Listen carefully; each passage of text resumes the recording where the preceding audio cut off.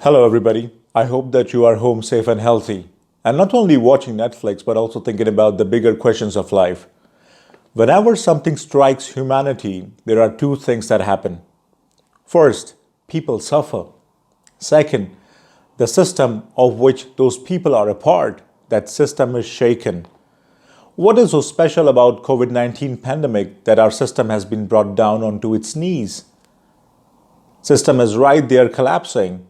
And of course, people are dying, but people die every year.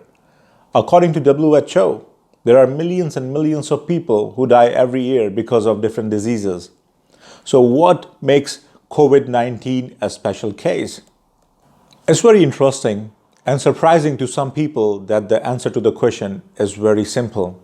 COVID-19 is being made into a special case because it has disrupted our supply chains. Our supply chains are broken, and that's why it's causing economic collapse. COVID-19 is not special because it's causing too many deaths. No. Why? You look at the list of top 10 diseases that cause the most deaths given by WHO, and you will realize that there are many more diseases out there, according to WHO, that kill many more people. So it's not the suffering of people because something like COVID-19 has struck our humanity. It's because of the economic collapse that we are making such a big deal out of it. We need to make the big deal out of it, but not for the wrong reasons. Unless we decide and conclude on the fact that economy is more important than people.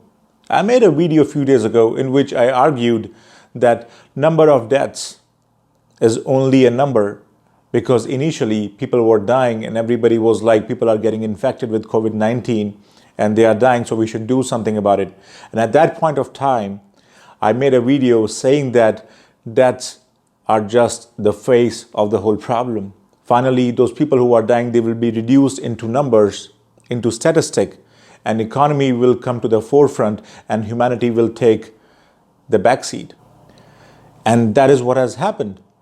The governments across the globe, they are thinking of ending the lockdown and they want to go ahead with opening of their economies. And that's why I always tell my friends and my audience, my students, that it's about economy. It's not about the number of people getting infected. Now, let me give you some evidence to prove that my assertions are correct. According to WHO, in the year 2016 alone, these people died because of various diseases. Yes, I'm talking about the diseases. Number one reason was ischemic heart disease and strokes, 15.2 million people. Chronic obstructive pulmonary disease, 3 million people. Lung cancer, 1.7 million people. Diabetes, 1.6 million people. Dementia was the fifth cause, dementia-related diseases. Then lower respiratory infection diseases, 3 million people. Diarrheal diseases, 1.4 million people. TB, tuberculosis, 1.3 million people. HIV, 1.6 million people. Road injuries, 1.4 million people. In 2016 alone, millions of people died because of bad policy decisions taken by our governments, our economic system, and those corporate houses who control our economic system and our government. And it's not only 2016. Before that, since forever, many people have been dying because there are so many diseases. And our governments, our corporate houses, our economic system are still not ready to take those decisions that will help us establish a robust public health system. Why? Why they don't want to make sure that we have a very good public health system? Because it's not a good business model. I still remember Goldman Sachs discussing whether treating patients is a good business model or not, whether it's a sustainable business model or not. And I think the economic system that we have today agrees with that question.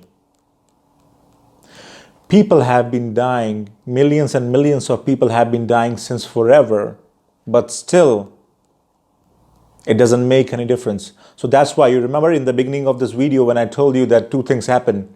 One is that people suffer, and the second is that the system collapses. Until COVID-19, our system was okay with millions and millions of people dying. Exactly.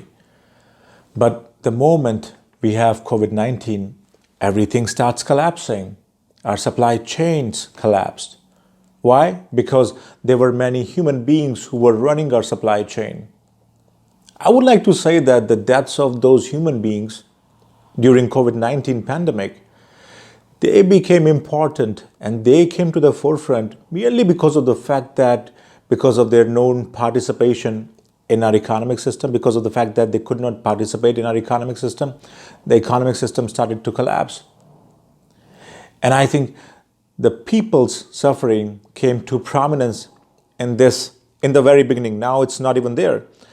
The people's suffering came to prominence in the very beginning of this COVID-19 pandemic was because of the fact that they were the reason because of which our economic system was collapsing. But with time, we have seen that the economic loss is way too much and the human deaths are taken to the background. And you know what? If these numbers were not the human lives that we lost because of various diseases, if these numbers were not the millions of people that died because of those diseases, and they were just number of dollars or number of euros that the economy lost because of any disease like COVID-19, it would have made more sense to our economic system. In that case, only in that case, our economic system would have done everything to make sure that the numbers were not lost. That's why nobody did anything during these last many years. And they got into action only when they realized that supply chains are collapsing. They are losing millions and billions of dollars, trillions of dollars because of that economic collapse. So I reiterate my point that in an economy, it's not the human lives that matter. It's not anything that relates to human beings that matter. It's only the dollars. It's only the economy that matters. It's only the money that matters. Let me give you some more evidence. According to FAO, Food and Agriculture Organization of United Nations, 25,000 people die every day because of hunger. Roughly 9.1 million people die every year because of hunger. 9.1 million people dying of hunger. Has our system done anything for them? According to World Food Program of United Nations, I think the last statement came in 2008. After that, they changed their narrative. One child dies every few seconds because of hunger. There are 822 million people who are undernourished, kids. I'm always glad to talk to you. And just one last thing before I go. What is so special about COVID-19 that is bothering our administration, our governments? It's not the number of people that we are losing because of COVID-19. It's the number of dollars and euros that we are losing from our economy that is bothering our governments, our corporate houses.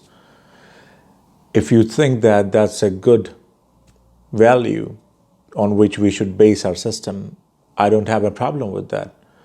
If you think that human lives should matter more to our policymakers, our decision makers, and not the number of dollars, then we really have to do something in that regard. And when I say we have to do something, I'm not implying any action because I know that people like you and I, we cannot do anything to change anything. But we have to start thinking in the right direction. We have to make sure that we do not misunderstand the way things are presented to us. It's not about the deaths. It's not about anything that relates to human beings. It's about economy. During times like these, our economy is losing way too much. Humanity has been suffering. People have been suffering. They will keep on suffering if we do not change the system, because our system values economy more than it values its own people. And that's why the things are playing out the way they are today in front of you because of COVID-19 pandemic. There are many things out there that are not being told to you. It's not a conspiracy theory. It's just a very simple way in which our system is working. So do not buy into the narrative. Just try to understand the things. Saving human lives has been reduced to a business model, and it seems that it's not a very good business model for our current contemporary economic system. That has never really changed since long. And that's why human lives come into the picture only when they imply a loss to our economy. This is what happened in the case of COVID-19. Supply chain broke. I'm sorry for repeating, but you have to get this point. Supply chain broke. Economy suffered. Why did supply chain break? Because of people, because they were getting infected with COVID-19. There was a lockdown. They could not participate in supply chain. And that's why economy suffered. And that's why if you look at the bailout that is being given to corporate houses during this time, it's way bigger than any time before in the history of mankind.